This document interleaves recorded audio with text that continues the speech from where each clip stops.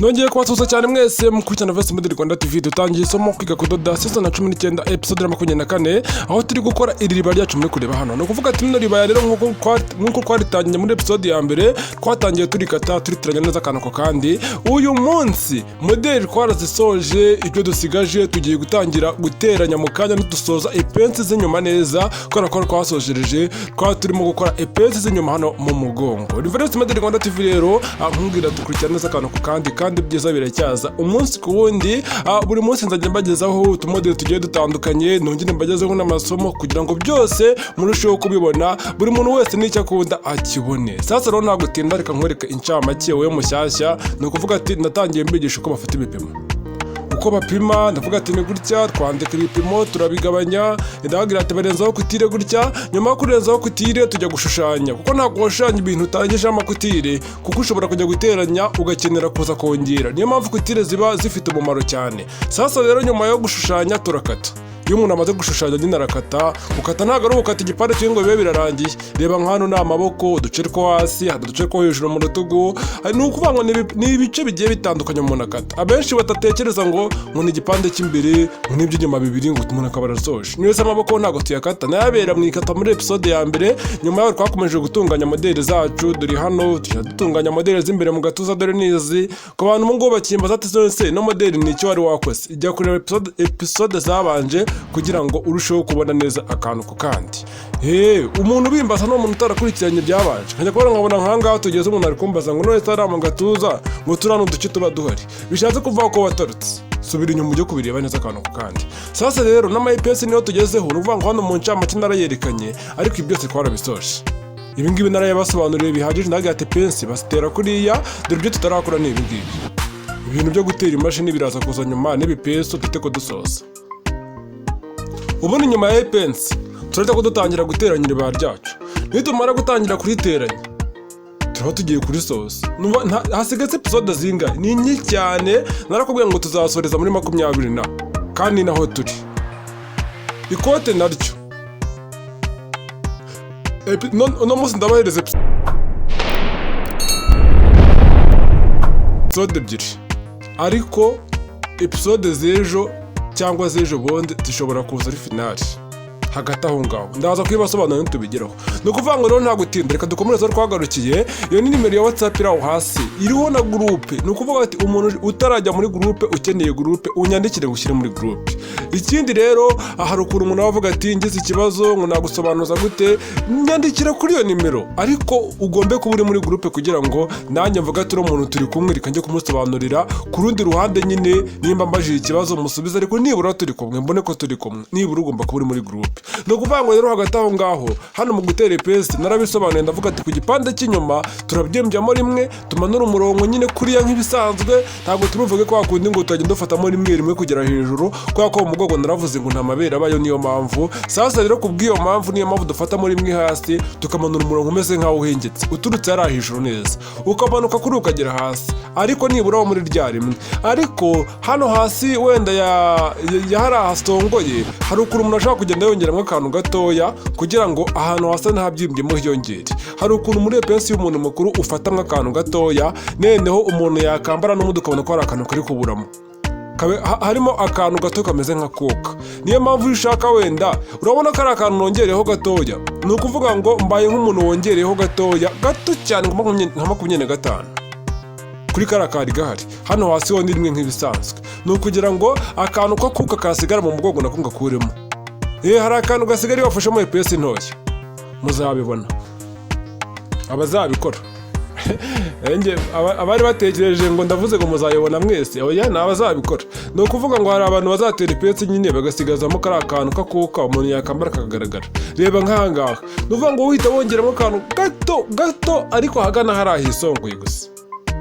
Hari ahisongoye, hari ukuntu wowe ukurikiza gusongora umurongo, ariko ntubone ko umwenda hejuru awumazemo.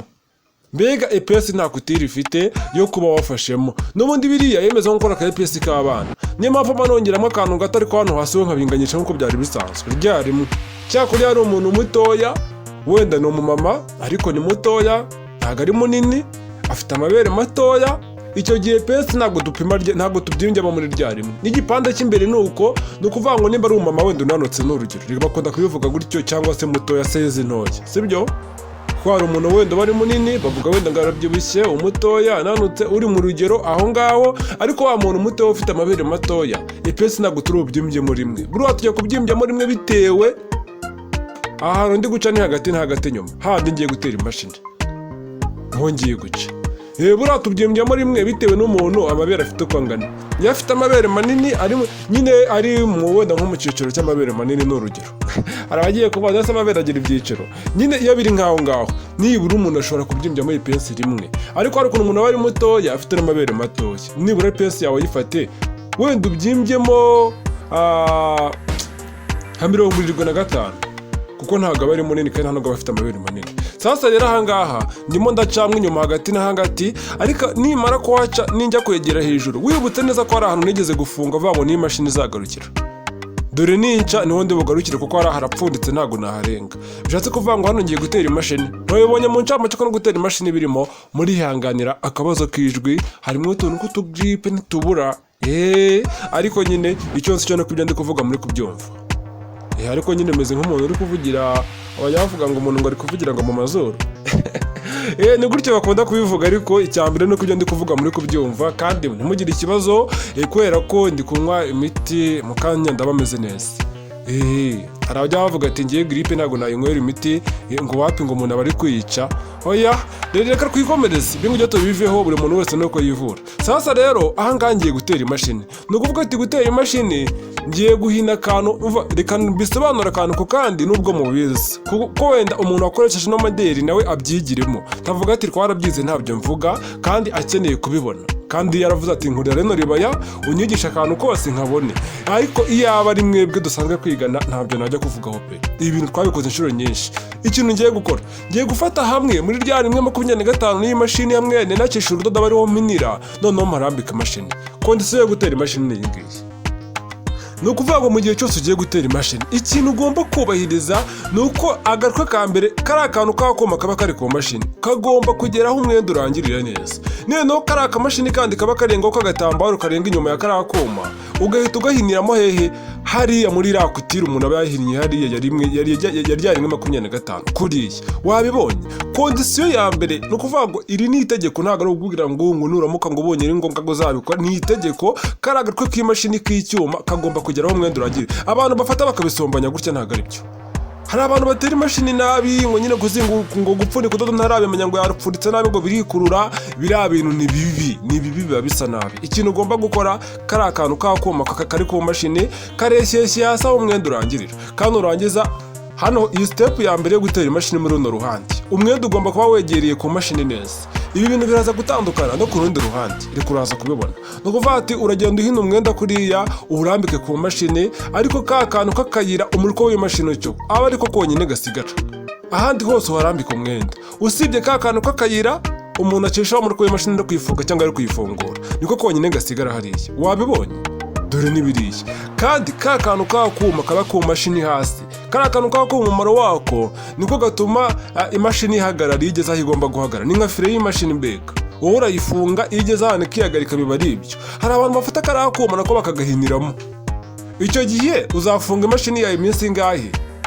Nihagera igihe hahana imashini ngarukira hacike, kuko akantu ka fire ntabwo kaba gahari. Navuga ngo ni ka fire cyangwa ka bureke, ariko ni ukuvuga ngo wowe icyo twabivugaho ku buryo bworoshye ni iki ngiki. Kari akantu k'akuma niko gahagarika imashini. Mu gihe cyose wagahinnye uzabona n'ubundi nta kintu byatwaye, nta kibazo. Uvuga ati Ep24 TV yaratubeshyaga, ariko nyuma y'igihe gito umuntu yambara uwo mwenda afunga imashini hari ahasi hahita hacika, kuko imashini ibura kari akuma kugira ngo ihagarare igahita irya umwenda. Iyo uriye icyumweru kimwe hahita hatangira gucika. Niyo mpamvu kari akantu k'akuma ugomba kureshyeshya hasi. Sasa rero ahangaha wabibonye kwa kundi nyine ngenda ntera imashini yacu ninjya kugera hano hejuru, ndamera nkaho ino kutire yacu y'ibipande bibiri nyiryamishije hagati na hagati muri iranzira y'imashini. Hari umutwe w'imashini uca hagati na hagati. Simvuga ati wenda ngo akayera kamwe ngo dakaryamisha hara ku mashini, kandi ikindi ubonye ko imashini abanje guhita nyifunga. Nayifunze kugira ngo itagoma hejuru binciyeho, sinabibereka ariko nahise nyifunga.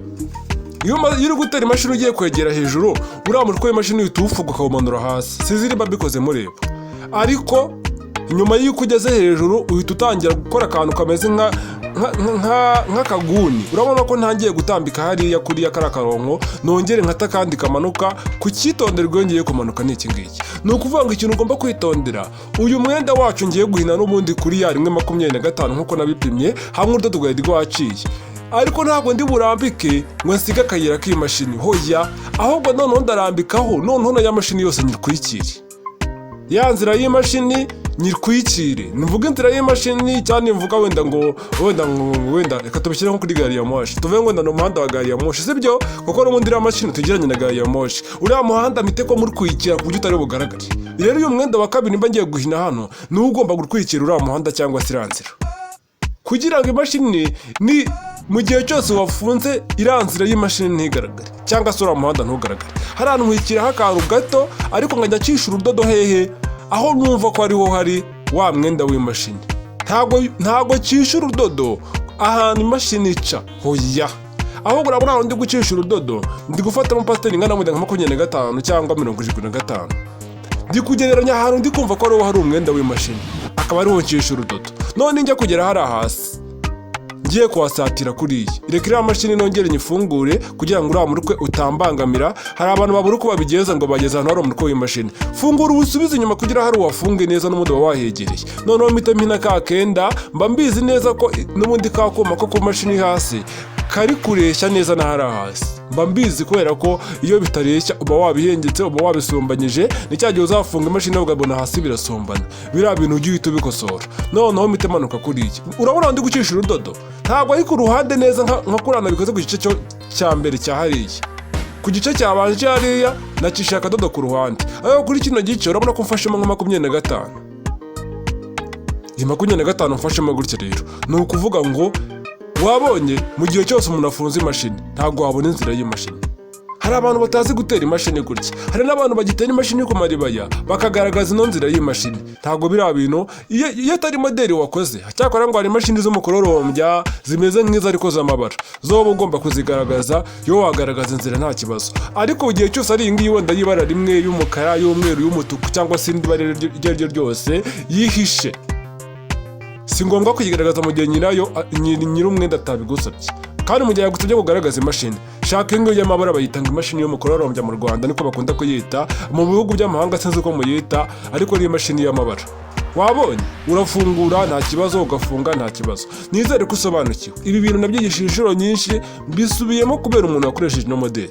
Nawe ubundi urwego tugezeho, nta nubwo no mu ishuri bisanzwe, nta nubwo mwarimu yakirwa ajya gufata umwanya ngo agiye gusobanura ibi bintu nk'ibi ngibi. Wabonye hano nacisha urudodo handi hambere, wahabonye kagatwa k'imashini amenye ko kagera hasi neza, ngo reba hano, wabibonye hano nacisha urudodo. Nubwo uru rudodo rufata n'ubundi ku mwenda w'imashini, ariko hano hanafashemo paseri. Wabibonye, dore n'ibiriya. Wabonye hasi ko bireshya, urafunga neza hasi bigahita bireshya. Niba ngiye ugomba gukora ni gutya batera imashini ku muntu utabizi, ku muntu utarabisobanukiwe neza, ni gutya uba ugomba kubikora. Cyakora akantu nibagiwe ni akantu ko kubanza gufunga imashini ngiye kugera hejuru. Nk'uko hasi nabanje kuyifungura kugira amafunge neza, ni nako hejuru yongeye kuhagera mpita nyifunga kugira ngo umutwe ntaza kuwufungira hejuru. Ibyo bintu nizere ko nabyo byumvishe, ko ntabwo nabonye ko mbyerekana byanciyeho. Sasa rero aha ngaha ngiye guhuza igipande cy'imbere n'icy'inyuma, bivuze ngo ngiye guteranya. Hakura urabona ko twageze ku musozo, ninde muntu utari kubibona koko? Igipande cy'imbere n'icy'inyuma ngiye kubihuza. Iyo umuntu ageze kuri no step, ni ukuvuga ngo aba ari hafi gusatira ku musozo, kuko nk'umuntu w'umutayeri uri kudoda aha ngaha bavuga ati naryujuje. Hari abantu baba bakibona ngo harimo akazi kenshi. Sasa tugiye gutanga igipande cy'imbere n'icy'inyuma, urabizi pesi z'inyuma twatambitse 4 n'igice, iz'imbere ni 4. Iyigora aho ngaho, ni ukuvuga ngo ndaje mbereka ukuntu biriya bintu bagomba kubiringaniza. Ariko mbere yuko mbibereka, ngiye guteranyiza kuri bino bipimo 3 bigaragara hano. Igipimo cya mbere cyo mu gatuza aricyo wakibonye 36, bakita konturu pakrine kopoto. Ibyo bintu nyine bikunda kongora kubisubiramo, ariko ntacyo bitwaye. Ziriya nyuguti cyane apfa. Aha ngaha wenda uho kubivuga ndabimenyereye konturu vandure. Ndayizi bari abantu bagiye kunseka ngo mwarimu yaba ndi kwandika. Nuvuga ngo ndi kwandika imibare hano muri tayi. Ndareko muri tayi hafite 36, mwite ngabanya kabiri, noneho uriya mubare mbone ko bingana na 18. ni ukuvuga ngo n'imibare nagiye ngabanya nagiye mfata buri gipimo nkakigabanya kabiri, icyo mu gatuza nkigabanyije kabiri mbonye ko bingana na 18, sibyo? iriya 18 mbonyemo hariya ngiye kubanza nyipime hano mu gatuza menye ngo amakwiti irarengamo n'aya, ndasanzamo gutya ku mpande zose, ndaturuka hariya navuga ngo amaha yacu atangirira, hariya gucomeka amaboko bizagarukira, niho nibupimira igipimo cyo mu gatuza neza, cyangwa se hariya ipensi yacu. Ubundi ugereranya ahantu hari amabere, kuko umuntu ajya gupima umukiriya apimira igipimo cyo mu gatuza ahantu hari amabere, ahantu amabere azaba yicaye ni hariya ipensi itangirira, handi hameze nk'ahihese, urabona ko ari metero ica. noneho ndagiye gupima nturuka hano ku ruhande neza, wabibonye ndega umwenda uba ugomba kuwurega, kuko wera ipensi hari ukuntu umwenda wikurura, kurura umve ko wawureze 18, dore ngiyi ndebe kutirengamo 1 2 3 4 5, sibyo? burasi 5 cyangwa ndibeshye. noneho nimba wenda mvuze ngo harimo kutire, ni urugero iriya mibare mbonye irengamo ni 5, ndafata ya 5 ngabanye kabiri mbone ko bingana na 2 n'igice, ni 2 n'igice niyo ndibuze guteranyiriza. Ngomba ngo 2 n'igice ndashyira uruhande rumwe n'indi 2 n'igice urundi ruhande, kugira ngo kutire hombe nzinganye. Hari abantu bino bintu batabizi. noneho tate ko tujya ku gipimo cya hano mu nda aricyo bita contour vendre ni 30, twagabanyije kabiri tubona ko bingana na 15, bishatse kuvuga ngo iriya 15 ngiye kuyishakamo hano mu nda. Wakibaza ati se mu nda ni hehe? noneho mu nda nyine naho gereranya nawe urebe mu nda bameze kano, mbega do reba uturukije hano. Reka tubonane muri episode 25 kugira ngo mbisobanure neza. Bye bye, ni Moderi Rwanda TV, kandi murakare kuko yende muri mode yo kubasobanura bikaba bindagiranye nacyo se nabyitegereje. Sasa rero hagati aho wowe ukeneye kudutera inkunga, kudushyigikira, nimero ngiyo, amazina nariya, gusa ushobora kubonaho n'irindi ariko ukibona ririya rya mbere ririya Valence, uramenya ko ibintu ari ibyo. Nugira ikindi kibazo unyandikire kuri WhatsApp. Bye bye rero, ndabakunda cyane. Nkugira ati episode 25 ntuyicikwe, nayiraje mu kanya, kandi ikindi turi gusatira ku musozo, twige n'ibindi n'ikote ryacu naryo uyu munsi riraza kubageraho, kandi naryo turi gusatira ku musozo. Bye bye, ni Moderi Rwanda TV, ibyiza biracyaza. Ndabakunda, murabizi, ntabwo ndirwa mbisubiramo cyane kuko ni ibintu musanzwe muzi, ariko nyenza nyamura mbisubiramo nta kibazo. Rero katuzabonane muri episode ya 25.